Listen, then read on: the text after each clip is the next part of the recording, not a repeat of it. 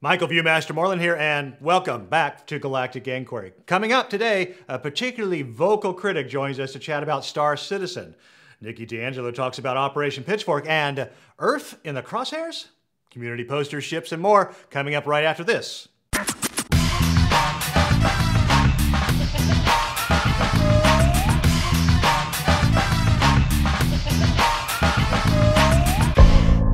Hey, welcome to Galactic Inquiry, the weekly webcast where we feature you, the community of Star Citizens. And a big welcome to our newest Patreons, Andrew Murphy, Stanislav, Roger Welko, Rainer Walker, and Daniel Todd. And a big shout out to all our biggest patrons, among them Heinrich Kumblin, Michael Nightingale, Armin Hardinger, The Snowed One, Jake Whitehill, Thomas Hoffman, Brian Hickey, Fox Anderson Squirrel, and Joseph Castiglia. Thanks, guys. So much appreciated. You know, we couldn't do this without your support. And wow, you know, we take a couple weeks off and look what happens. Cloud Imperium is banging out the updates and the assets, and Chris and the devs are globetrotting to Gamescom and DragonCon and PAX Prime. Arena Commander V.9 brings the promise of racing your M50 in addition to the other game modes. The hangars are completely redesigned to accommodate the future room systems, and of course Squadron 42 grinds away. But wait, where is the persistent universe? Yep, no mention of that. Not to worry, there is some serious progress with the back-end server code, so while that might not be as sexy as the latest Constellation variants, and don't look for it in a big multi-camera streaming presentation, do expect aspects of the PU to creep into all the front-end modules over the next few months. Now, some Star Citizens and members of Star Texans met up for a Bar Citizen in Austin at the Flying Saucer Pub. Now, we didn't make it for this one, but I'm sure we'll have a beer with you guys next time. Be sure to check out the Star Texans Facebook page for future meetups. And now, here's the word of the week. Word of the week. The word of the week is PHA. If you've been feeling alone out there in the depths of space, this map might comfort you. What were once called Earth-crossing asteroids are now known as PHAs, or potentially hazardous asteroids. And this NASA map shows the trajectories of all the PHAs mapped as of 2013. Specifically, an asteroid is a PHA if its Earth minimum orbital intersection distance is less than 0.05 AU and its absolute magnitude is 22 or less.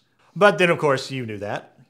Some famous examples of PHAs include the 1972 Great Daylight Fireball that passed within 57 kilometers of North America, the rock that exploded over Chelyabinsk, Russia in 2013, and this one in 1860 depicted in a painting by Frederick Edwin Church, the meteor of 1860. Asteroid DA14 that barely missed us last February would have hit with a force equal to 2.4 megatons of TNT, according to Donald Yeomans, manager of NASA's Near-Earth Object Program Office.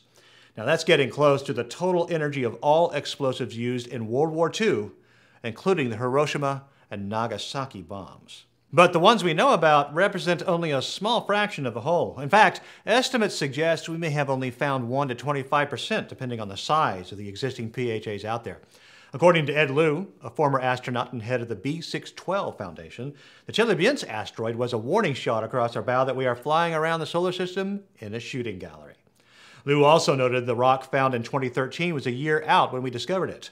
Now, that's not quite enough time to get a spacecraft up there to divert it, so the only thing we could have done is evacuate the area.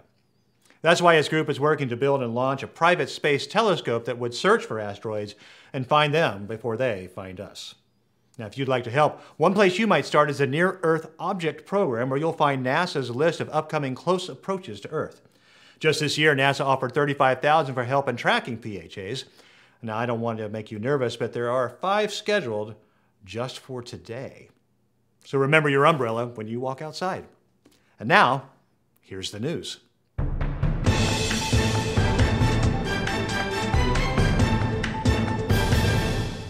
Recently, we shared the story of the Rosetta orbiter arriving at the comet 67P Churyumov-Gerasimenko. The next step, choosing a landing site on the asteroid. The selection team met in Toulouse, France, where they passionately discussed potential landing sites. On August 25th, the European Space Agency announced 5 possible landing sites for the orbiter's tiny landing craft. You know, we Star Citizens are a curious lot, and most of us have spent much of our lives performing experiments on our younger siblings. But we also dream of bigger things. Now those bigger things will fit in your pocket. Okay, who wrote this? PocketSpacecraft.com has developed a low-cost, open-source mass space exploration system that anyone can use. And they want you to send it on a first-of-its-kind expedition to the moon. The Pocket Spacecraft Scouts are polyamide discs about the size of a CD designed to carry a solar cells, a computer chip, sensors, and instruments all held together by a metal hoop that doubles as an antenna.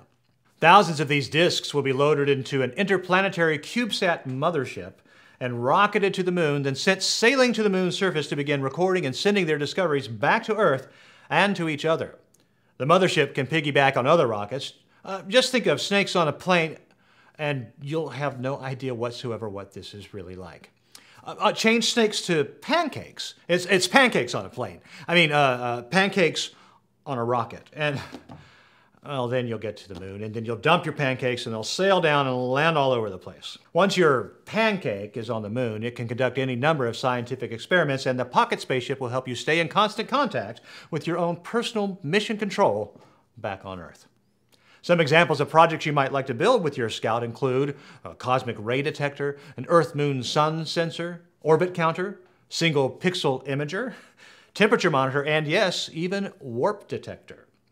The company hopes to pile 8,000 of your discs on the moon, so get started on those experiments. Oh, and please, leave your kid sister out of it. Today, Nikki D'Angelo takes a moment to talk to us about Peoples of Earth for minis. Not this time. Today, Nikki D'Angelo takes a moment to talk about what we might expect from Operation Pitchfork once the persistent universe becomes a reality. Nikki? Welcome back, Michael, and thank you so much for having me on Galactic Inquiry again. I'm working on a story for UEE SITREP right now that has me very concerned. It seems the UEE has not been very upfront with us about what's going on out in the border worlds. There have been attacks from the Vandal up to 4 jumps away from the borders for the last few months. It's enraging the citizens who are losing countless numbers of their friends and family. In fact, one citizen, a gentleman named Sailor, and that's all I can get on, I don't have his real name, is starting to organize a massive fleet action of civilian ships called Operation Pitchfork. Now, I got word of this from a friend of mine that was jumping through one of the gates that led to Tiber and started to notice a bunch of ships going through that gate and taking up station outside of Tiber. They weren't military, and as we know, only military ships are allowed in Tiber. In fact, the Marines stationed a garrison right near the jump point leading into Tiber from every jump gate that could possibly get there. What we're seeing right now is a coordinated effort on the part of civilians to try to take down the Vandal in that system and return it back to UEE control. Nikki, has the UEE commented on Operation Pitchfork? No, Michael, the only thing I keep getting from them is that they have no comment. In fact, I've made it all the way up the line and they've pushed me back to one person that's going to actually appear on my news report when I get it out. When the operation goes off, what responses do you expect from the UEE Marines that guard the jump gates? That's just it, Michael. We don't know how the UEE is going to respond, and nor will they give me any indication. Usually what they do is they detain anybody that tries to go through the gate. But with this many ships, my guess is they may use it as a diversion for their own invasion, or potentially support, or maybe just outright deny the operation altogether. We'll just have to wait and see. Thanks, Nikki. Be sure to catch Nikki's Star Citizen Addicts Anonymous on her Patreon channel. And that's your aerospace news. At Galactic Inquiry, we're always looking for your creation, and here's what we found on the web this week. First up, I sure do like me some poster artwork, and a couple months ago, Irish started a thread that has borne some fruit. This one, by Rising Shade, borrows from the Starship Troopers movie propaganda shtick. Of course, you have to have a winch riding a rocket if you're a pirate. In particular, I like the tall vertical offerings like Black Sun's Eclipse and Scum posters. But this one, posted by Hydraclaw, is my favorite, with its opposing forces recruitment concept. Oh, and while we're recruiting for the cause, check out this recruiting video from the Galactic Defense Force. A wise man once said, "To be prepared for war is one of the most effective means of preserving peace." You have come to the Academy to do just that. For every gun that is made, every warship launched, every rocket fired signifies a step closer to securing safety across the UEE. At the completion of your training, no pirate, vandal, or criminal will see you coming. Welcome to the Galactic Defense Force. Now, I always like discovering a new voice in the Star Citizen community. Sven Spilker has recently released the first 2 episodes of his new show, Space Trumpet, an in-universe radio program reporting on the conflicts throughout the verse. Finally, someone else is creating Star Citizen assets in the real world. Mr. Combustible recently shared the making of his Freelander MISC 3D printed spaceship. Watch his thread as he walks us through modeling the part breakouts, filament printed parts, assembly, and his first primer coats. I look forward to seeing him detail and paint this project. A big thanks to Galactic Defense Force, Sven Spilker, and Mr. Combustible, here on this week's Fan Frequency. Now, I should say a word in advance of this next interview. Star Citizens are, well, not without their opinions, and this guy in particular has been quite outspoken. It may prove to be fairly controversial, but we do try to represent all points of view on this show. So I hope you'll feel informed by what he has to say. Today's guest lurks regularly on the RSI forums and had the distinction of actually being home when we called on him for an interview. Welcome to the show. Thanks. I'd say it's good to be here, but whatever. So, do you have a name? What? Are you with the NSA?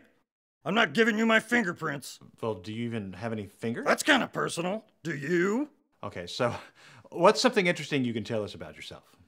Well, I was told there was going to be some Jolt Cola or Red Bull involved in this thing, but I guess that's too much to ask for. Would you like to tell us anything about yourself? No. You know, I thought this show was shot on a spaceship or something. I spent an hour tying my tie this morning. What the hell is this? Your living room? Yeah, this is where we shoot Fitzsmithy. Fitzsmithy? I hate Fitzsmithy! So, you do watch the show? No. But geez, you really should wear pants, man. Skinny acting is one thing, but this is like disgusting. All right, so let's talk about Star Citizen. Let's talk about Star Citizen. You probably can't talk about anything else anyway. There's a war on out there, you know. Well, you know, I mean, I do watch the news. I listen to... I'm becoming concerned about the FPS. Well, the FPS may not be the strongest part of the game, but I'm sure it's going to be great. Right, but only if you have a good graphics card. Well, I mean, the game is made with an FPS engine to start with, so I'm sure if CIG can handle the CryEngine, they'll be able to handle their take on their FPS. What? You're not making any sense, dude. I get a solid 60 most of the time. Considering the graphical fidelity of this game, my FPS is great. I'm just not sure it's gonna last. Well, I didn't mean FPS, I meant FPS. Did you just listen to what you said, moron? Actually, it's Morlan. That's what I said. If the FPS in space is good, then the FPS will make things much better. To have good FPS, you need to have a good back-end FPS to allow the better FPS performance. If you base your FPS on something that is ho-hum and then your FPS hinders it, then your FPS is gonna blow. You keep using that word. I don't think it means what you think it means. Well, obviously. Just a second, I forgot something.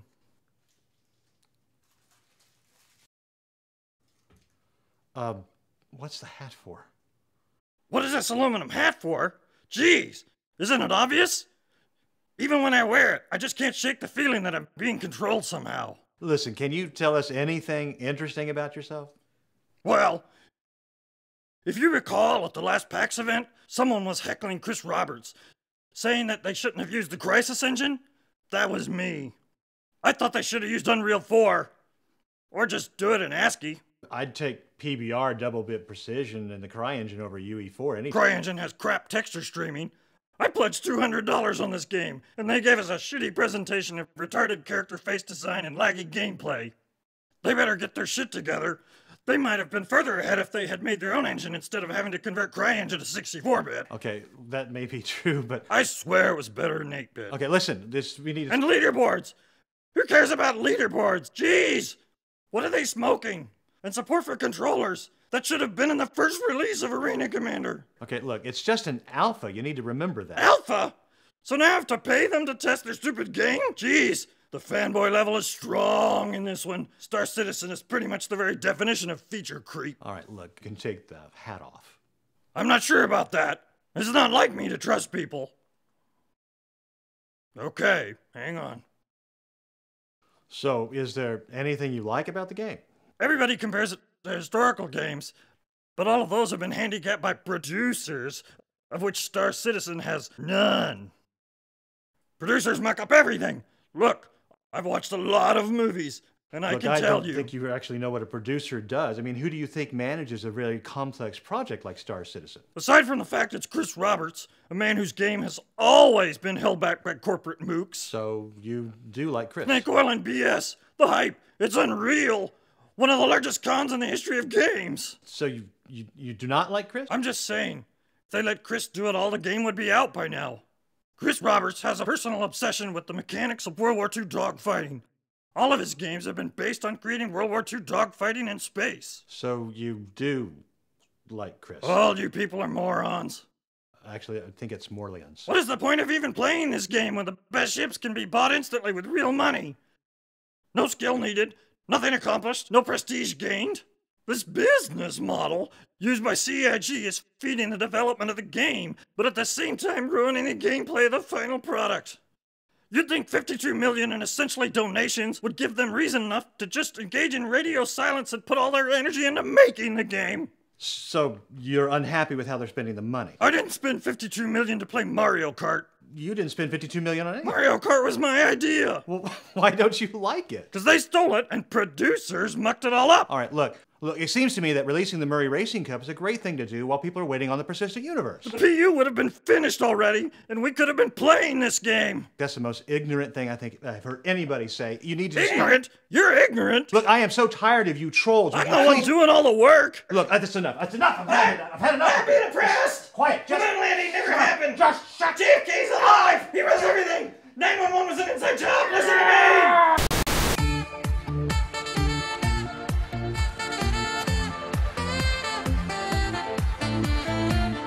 Okay, so seriously, next week, Tony Hunter, Lennon Rich, and Jeff McComb of Guard Frequency joins us for our next Go, No-Go segment to debate the issues plaguing you each week. And, hey, we're trying to get your friend of mine, Eric Wingman Peterson, on the show, but it's been kind of quiet from the CIG side of the fence, so come on, CIG, help a brother out, will you?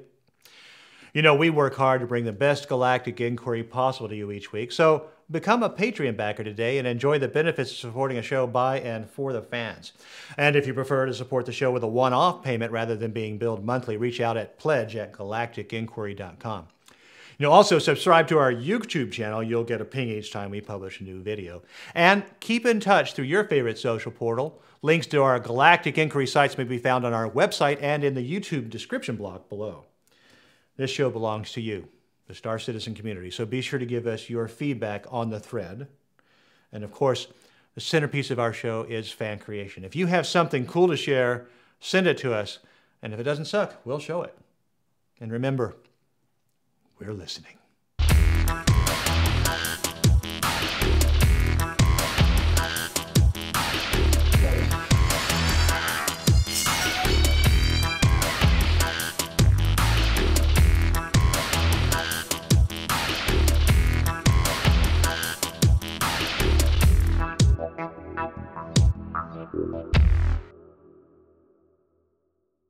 You know, a lot of people ask me how I maintain such a calm demeanor all the time. Well, it's with yoga and breathing. I meditate every day. You should try it. It's really great. So you just breathe in, and then out. In, out. Yeah, you just do that for like 2 hours. And then it's like, everything's really good. And then the yoga, you just stretch. Serenity now!